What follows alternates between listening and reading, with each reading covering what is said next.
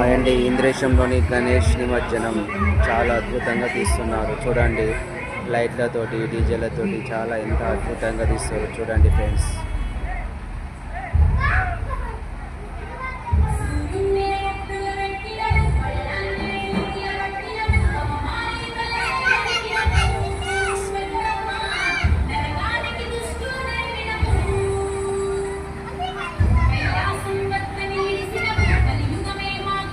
అందరేడా